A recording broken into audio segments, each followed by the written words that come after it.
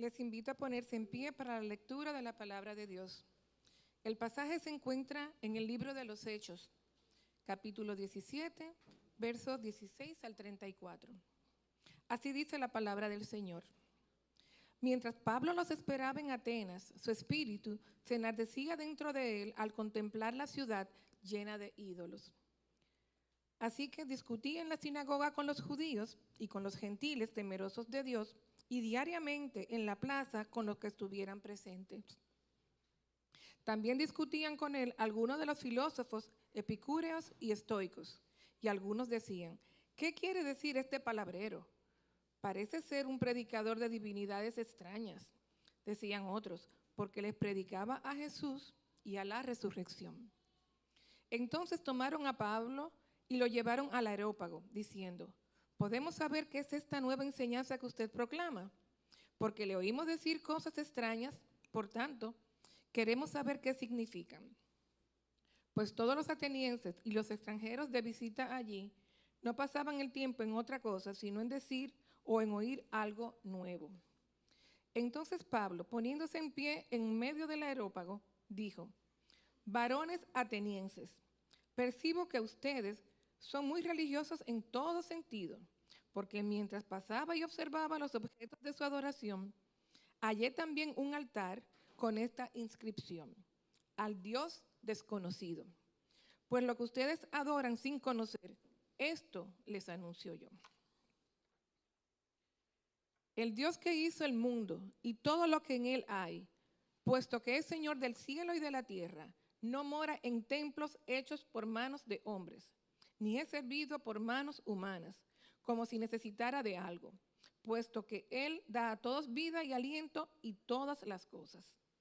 De uno solo, Dios hizo todas las naciones del mundo para que habitaran sobre toda la superficie de la tierra, habiendo determinado sus tiempos y las fronteras de los lugares donde viven, para que buscaran a Dios, y de que alguna manera, palpando, lo hallen, aunque Él no esté lejos de ninguno de nosotros, porque en Él vivimos, nos movemos y existimos.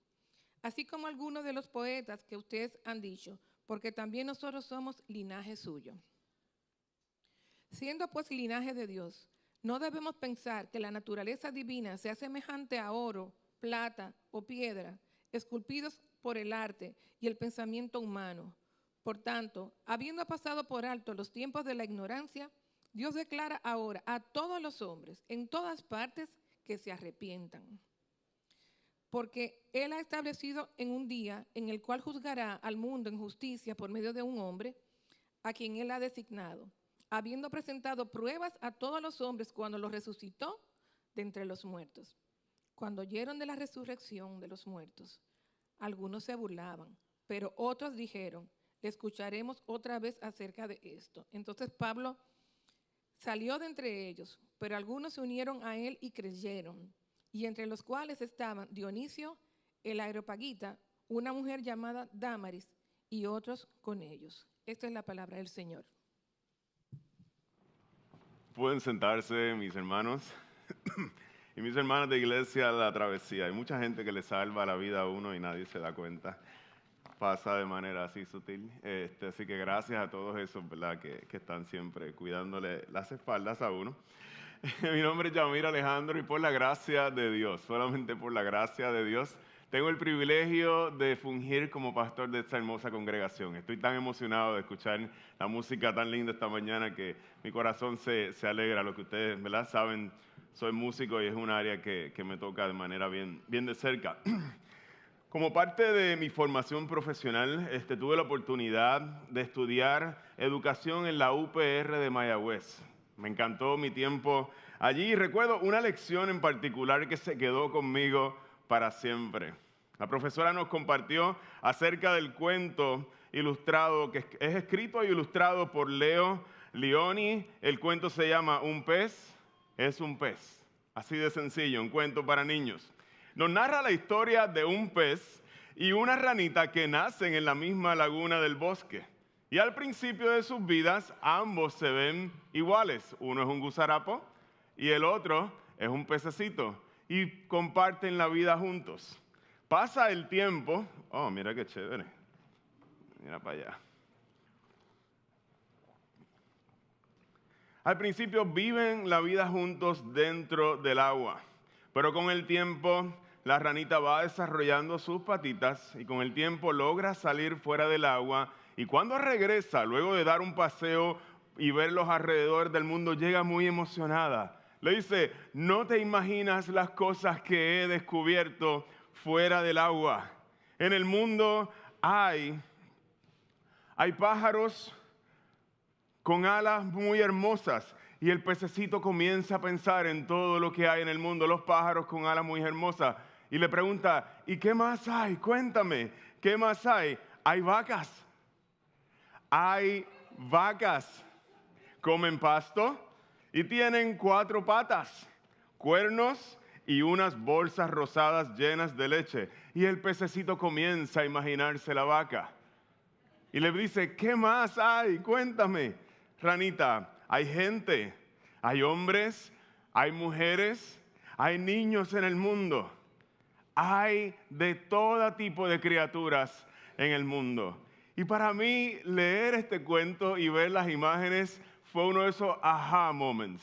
Es como que, oh, qué tesoro hay escondido detrás de quien narra, o qué tesoro descubre quien narra esta historia. Para mí fue bien especial porque me ayudó a entender la importancia de la buena comunicación, de ponerse en el lugar del otro cuando nosotros estamos comunicando y la necesidad que existe de traducir lo que estamos diciendo cuando alguien no comparte nuestras mismas experiencias, especialmente cuando intentamos llevar un mensaje a alguien que no ha vivido nuestra propia vida y nuestras experiencias. En el pasaje de hoy, el apóstol Pablo se convierte en un gran traductor del mensaje del Evangelio en la ciudad de Atenas. Atenas era una ciudad llena de elementos artísticos. Había allí estatuas de dioses griegos por todas partes. Además, la ciudad era conocida por la cantidad de templos que habían a dioses y diosas paganas. Algunos de los templos más prominentes. El primero, el templo de Atenas, también conocido como el Partenón, todavía está de pie. Otro templo, el Erecteón, y el templo dedicado a la diosa Roma y a Augusto. Estos son edificios que estaban en el tiempo en que Pablo predicaba mientras caminaba como un turista por las calles de Atenas. Para que entendamos el panorama espiritual y cultural de la ciudad de Atenas, se dice que en Atenas había más ídolos que hombres. Había más estructuras, más ídolos a dioses falsos que personas. Seguro que es una exageración, pero nos ayuda a entender el panorama espiritual de la ciudad. La semana pasada nosotros vimos cómo el Evangelio fue predicado en las ciudades de Tesalónica y Berea desde las Escrituras. Conocían las Escrituras en la sinagoga. Hoy Pablo se convierte en un turista en una ciudad que está muy alejada de sus costumbres y muy alejada del libro que él utiliza para comunicar el Evangelio. Y hoy le toca anunciar el Evangelio fiel a las Escrituras, pero utilizando como punto de partida la cultura. Y desde ahí anuncia el apóstol Pablo el Evangelio. Vamos a ver cómo Pablo primeramente en la sinagoga llega a los judíos. En segundo lugar, vamos a ver a Pablo en el mercado compartiendo el Evangelio diariamente en la plaza pública donde Sócrates debatía con las personas. Y finalmente Pablo va a ser invitado al lugar donde se comparten las mejores ideas del tiempo, el Areópago. El lugar donde existen los debates más filosóficos o más elevados filosóficamente en su tiempo. La sinagoga judía, la plaza del mercado y la universidad. Quisiera compartir en esta mañana que el mensaje del Evangelio, hermanos y hermanas de la travesía, requiere ser traducido. El mensaje del Evangelio siempre va a requerir traducción. La traducción nace, primeramente, el primer punto, del amor hacia Dios. La traducción, en mi segundo punto, nace del amor a las personas, hacia las personas que se les está hablando. Y el tercer punto, la traducción nace del corazón de Dios. Voy a ir explicando y desempacando esto a medida que el sermón vaya avanzando. El texto comienza diciéndonos: mientras Pablo los esperaba en Atenas, su espíritu se enardecía dentro de él al contemplar la ciudad llena de ídolos. En Atenas había, como mencionamos, muchas estatuas de dioses paganos.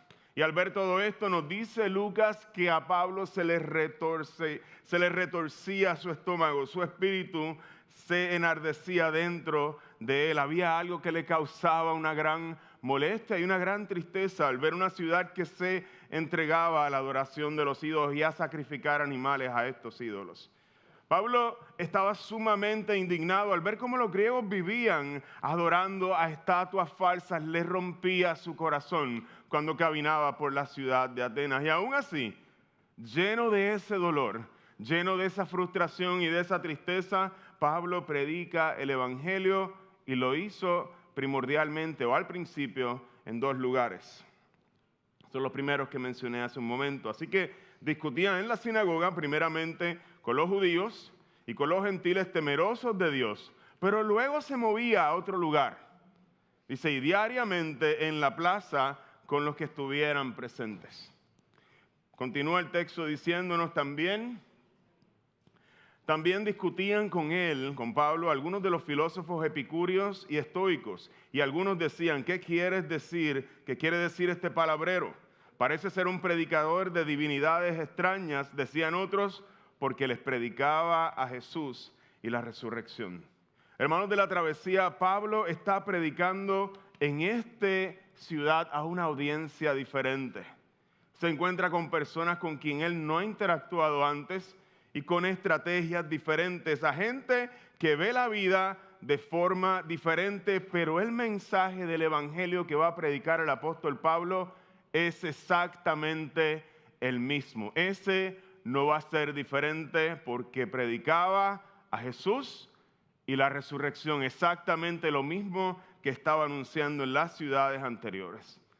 Un principio cuando nosotros vamos a traducir el evangelio es que no tenemos que cambiar el mensaje del evangelio. De hecho, no debemos ni debiéramos atrevernos a cambiar el mensaje del evangelio por el lugar donde nosotros estemos, porque choque, porque no encaje en la cultura.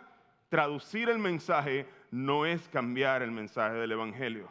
La traducción no cambia el mensaje porque todos necesitamos conocer la vida, persona y obra de Cristo Jesús para ser salvos. No hay salvación fuera de eso.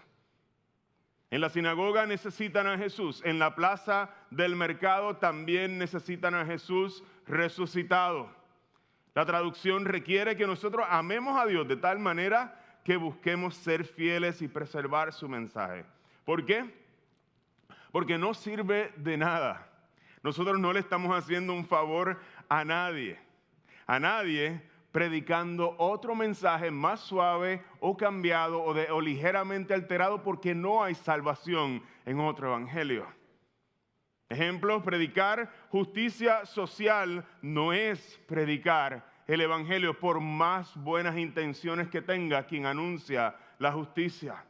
Predicar la inclusión no es predicar el evangelio. Predicar la moralidad no es predicar el evangelio. Predicar en contra del aborto, estoy de acuerdo, está alineado con la escritura, pero no es predicar el evangelio de Cristo Jesús, porque yo estar de acuerdo con que no se debe quitar la vida a un no nacido no me salva.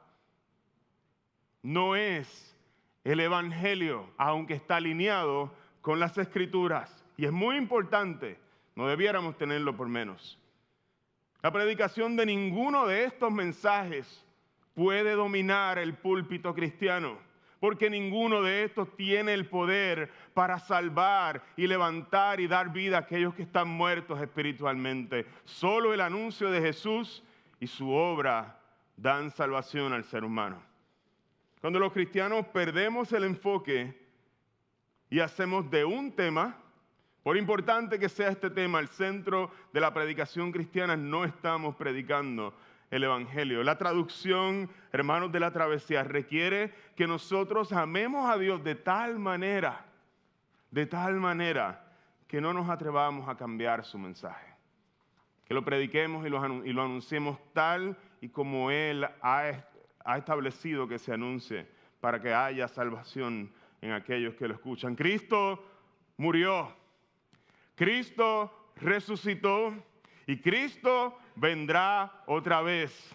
Cristo, nuestro Cordero Pascual, se sacrificó por nosotros. Celebremos nuestra unión con Él una y otra vez. Vamos a anunciar el Evangelio en cada parte de nuestra liturgia, porque es el mensaje central de la Escritura y en Él nosotros encontramos salvación. Pablo, cuando anunció en la sinagoga, anunció a Cristo resucitado. Cuando fue a la plaza, anunció a Cristo resucitado. No había otro mensaje sino el Evangelio donde hay salvación. Entonces, nos continúa diciendo el texto, tomaron a Pablo y lo llevaron al Areópago, diciendo, ¿podemos saber de qué es esta nueva enseñanza que usted proclama? Porque le oímos decir cosas extrañas, por tanto queremos saber qué significan. Pues todos los atenienses y los extranjeros de visita allí no pasaban el tiempo en otra cosa, sino en decir o oír algo nuevo. En esta parte del relato nos movemos al tercer lugar. Vieron a Pablo en la sinagoga, lo vieron diariamente en el mercado como Sócrates compartiendo ideas en la ciudad de Sócrates. Y lo encuentran estos filósofos y le dicen, queremos prestar más atención a lo que tú estás haciendo. Y lo invitan al lugar que se llama el Areópago, también conocido como la colina de Marte, este que está aquí en la foto. Es una gran piedra de mármol azul y dice la leyenda que el dios Ares o el dios Marte había sido juzgado por los demás dioses en este lugar. Era el lugar donde se encontraban los filósofos del tiempo. Es como ir hoy al departamento de humanidades de alguna universidad a hablar con los expertos en el tema. Pablo predica su primer gran sermón con una audiencia no judía en este pasaje. Y quisiera que cuando nosotros miráramos este sermón, más que mirar el contenido y desempacar cada cosa que está ahí, nosotros vamos a observar la estrategia de Pablo. ¿Qué es eso que utiliza Pablo como estrategia? No su contenido necesariamente, sino a la hora del prepararse para hablar con ellos, ¿cómo lo hace? Es la pregunta que vamos a estar contestando y cómo vamos a estar mirando este pasaje. Dice entonces Pablo, cuando estaba en el Areópago, poniéndose en pie en medio del Areópago, dijo, varones atenienses, percibo que ustedes son muy religiosos en todo sentido. Primero que observamos es que cuando Pablo le toca su turno de hablar en este gran lugar donde están los inteligentes, los académicos del tiempo, ya él se ha dado la tarea, y esto es bien importante, de conocer bien su audiencia. Hay ídolos por todos lados, les dice Pablo, he observado su ciudad, he pasado tiempo conociendo lo que a ustedes les interesa, he pasado tiempo conociendo sus mentes, hablando con ustedes, observando, y veo que hay ídolos en todos los lugares. Los atenienses, dice Pablo, son gente muy religiosa y tenía razón en lo que estaba diciendo. Hay ídolos por todos lados. Hay ídolos para ofrecer sacrificio a una gama de dioses conocidos y hasta hay altares levantados al Dios que todavía ustedes no conocen. ¿Por qué tantos ídolos? ¿Por qué los atenienses vivían con esta fascinación de construir altares y construir ídolos que aún le construyen altares a dioses por conocer que todavía no conocen?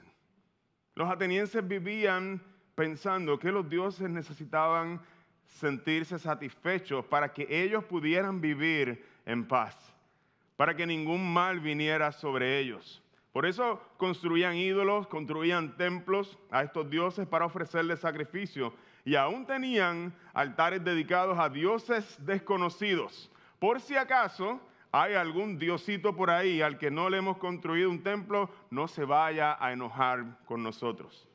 Hermanos de la travesía, los atenienses vivían con miedo a la ira de los dioses. Eran esclavos del miedo que tenían a la ira de aquellos dioses falsos. Y es ahí donde Pablo va a conectar el mensaje de Jesús. Ve todos sus dioses y entiende las dinámicas que hay en su corazón. Están llenos de miedo.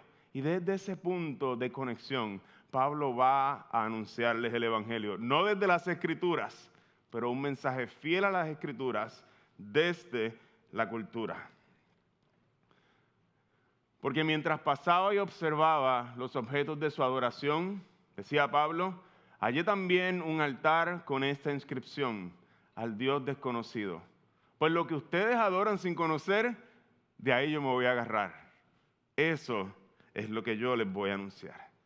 ¿Qué cosas necesitan estar presentes para que la ranita pueda explicarle al pez cómo se ve el mundo exterior?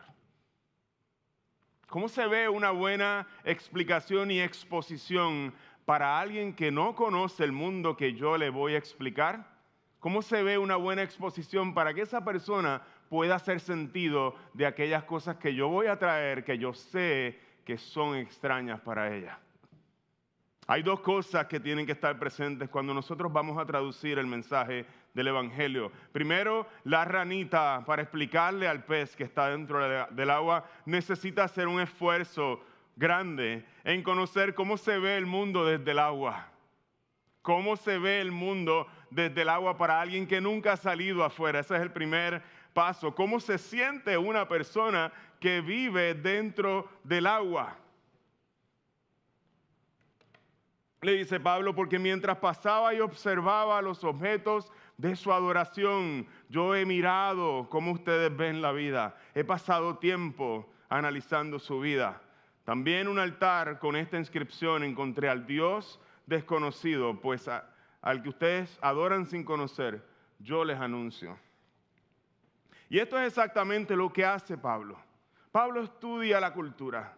Identifica dónde están los corazones de los atenienses, dónde están sus necesidades, cómo se ve la vida desde el lugar donde ellos viven, desde estar en sus zapatos, para poder entonces anunciar el Evangelio y que sea entendido por sus oidores. Y eso es bien importante, se llama empatía, se llama ponerme en los zapatos del otro.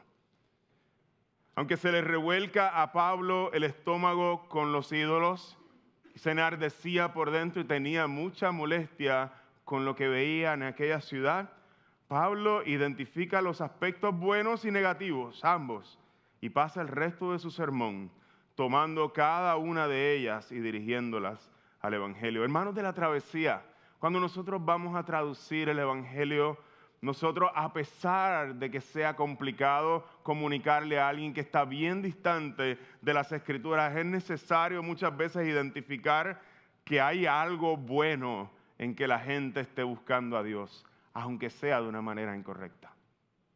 Alguien me dice, mi fe, yo soy de tal religión, y uno como que, ¿con qué se come eso? Y uno se le enardece el estómago por dentro. Y para compartir el Evangelio, el Señor nos llama a construir puentes. ¿Qué cosas hay ahí que vienen de la imagen de Dios? ¿Qué cosas podemos decir? Mira, ¿tú sabes qué? Está afirmando otra cosa, cree en toda esta serie de cosas que a mí me parecen una barbaridad, que es como se sentía Pablo en el tiempo, viendo a estas personas sacrificando animales a estatuas de dioses falsos. Te revuelca el estómago. Pero aún así, Pablo les dice, hay algo que yo reconozco en ustedes y es claro, y es que ustedes son religiosos. De alguna forma, ustedes tienen una curiosidad por Dios. Y desde ese lugar, nosotros podemos comenzar a construir y a traducir el mensaje del Evangelio. Esto se convierte para Pablo en un puente para conversar sobre el Evangelio a ese Dios desconocido a quien ustedes adoran sin conocerlo. Yo les voy a anunciar. Aunque no nos da el tiempo para desempacar todo lo que hay en este sermón de Pablo, hay dos cosas que sí quedan claras en la exposición de Pablo a los atenienses. Primero, Pablo pasó a tiempo haciendo su asignación de entender la cultura hizo un trabajo intelectual para entender las personas a quienes les estaba hablando. Y segundo, Pablo tiene un corazón por la gente lleno de compasión. Siente compasión por ellos. Hermanos de la travesía, compartir el mensaje del Evangelio no puede estar ausente de entender a la persona con quien estamos hablando, ni puede estar ausente de la compasión. Nosotros no podemos compartir mero conocimiento intelectual acerca de Jesús y esperar que el Evangelio sea recibido. Y tampoco podemos simplemente estar desconectados y compartir algo que no es real, pero con compasión, porque tampoco estamos compartiendo el Evangelio y no hay poder en ese acto. Es una combinación de ambos. La traducción nace de un profundo amor por aquellos que nos escuchan. Estas dos cosas deben estar siempre en nuestro anuncio del Evangelio. Yo no sé si a ustedes les pasa, pero muchas veces a la hora de salir a evangelizar y anunciar el Evangelio, nosotros sentimos una ansiedad bien profunda de hablar, que terminamos ofreciendo contenido, bla, bla, bla, un montón de cosas que te quiero decir acerca de Jesús y se nos olvida una parte que es esencial: escuchar. Nadie quiere predicar el Evangelio escuchando. Y en el escuchar, en el sentarse a prestar atención a una persona, nosotros vamos a poder, como Pablo, conocer las cosas que hay en su mente, las cosas que hay en el corazón de esa persona, las cosas que le alegran, las cosas que le están causando dolor, conocer sus historias. Y es en ese contexto, desde ahí, que nosotros podemos anunciar el Evangelio, y el Evangelio no es un mensaje genérico que le cae a todo el mundo por igual. Ofrecemos a todo el mundo la persona de Jesucristo, pero no de la misma forma a todos. Y es por eso que es necesario que este acto de compartir el Evangelio nazca del amor por aquellos a quienes le estamos compartiendo el Evangelio. Y el amor sabe sentarse a escuchar antes de hablar. Es muy necesario que nosotros conozcamos y amemos de maneras prácticas a aquellas personas a quienes nosotros les queremos compartir el Evangelio. Y escuchar es una de ellas. Eso muestra el amor de Dios hacia esa persona. En el sermón de hoy hemos explorado cómo el Evangelio tiene que ser traducido. Necesita ser traducido. Y esta acción de traducir nace de un amor hacia Dios, de querer preservar su palabra y el contenido de su mensaje, pero también nace de un amor por los demás, a quienes les hacemos el esfuerzo para que puedan entender este Evangelio. Hemos hablado hasta ahora del cómo, acerca de compartir el Evangelio, cómo lo hacemos, preservando el mensaje. Lo hacemos también sintiendo compasión y empatía por aquella persona a quien queremos compartirle el Evangelio. Y quisiera culminar el sermón de hoy explorando un poco la pregunta del por qué. La pregunta del por qué. Y la voy a hacer en voz alta. ¿Por qué traducimos el Evangelio? Hay varias maneras o varias dimensiones en que podemos contestarla. Primero, porque es una necesidad.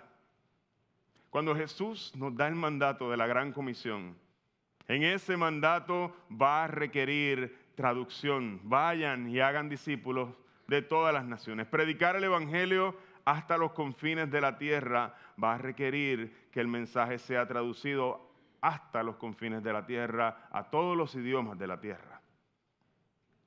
¿Por qué traducimos el Evangelio? Porque es beneficioso y trae florecimiento.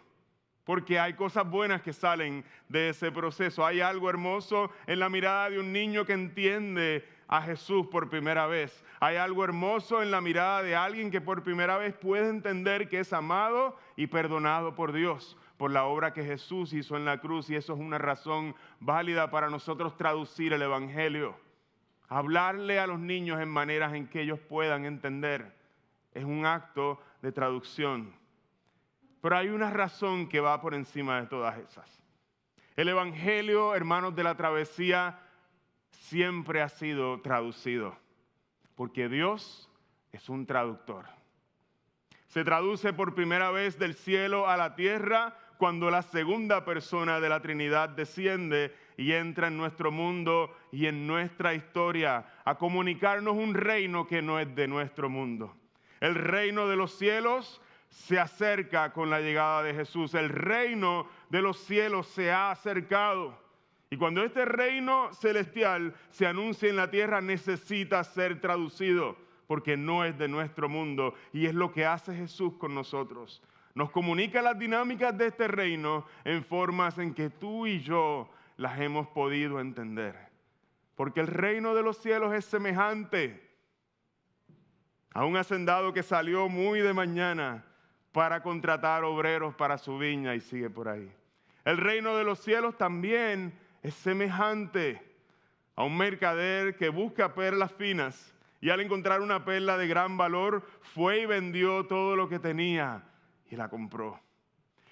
Entonces el reino de los cielos será semejante a 10 vírgenes que tomando sus lámparas salieron a recibir al novio. ¿Te suenan estas palabras? El reino de los cielos puede compararse a un rey que hizo un banquete de bodas para su hijo y envió a sus siervos a llamar a los que habían sido invitados a las bodas, pero no quisieron venir. En verdad os digo que es difícil que un rico entre en el reino de los cielos. El reino de Dios es como un hombre que echa semilla en la tierra. El reino de los cielos es semejante a un grano de mostaza. A vosotros se os ha concedido conocer los misterios del reino de Dios, pero a los demás les hablo en parábolas, para que viendo no vean y oyendo no entiendan. En verdad os digo que es difícil. En verdad os digo que no hay nadie que haya dejado casa o mujer o hermanos o padres o hijos por la causa del reino de Dios, que no reciba muchas veces más en este tiempo y en el siglo venidero la vida eterna. El reino, hermanos, de la travesía de los cielos se ha acercado a nosotros y ha habido un traductor para enseñarnos las dinámicas de ese reino con palabras y conceptos que nosotros podemos entender. El reino de los cielos ha sido traducido para nosotros y para que nosotros también tomemos el tiempo y lo traduzcamos para nuestros niños, para las personas de nuestros trabajos, para las personas que nos rodean en nuestra vida que no tienen conocimiento de las Escrituras. Eso es lo que nos toca a nosotros. Dios es un Dios traductor.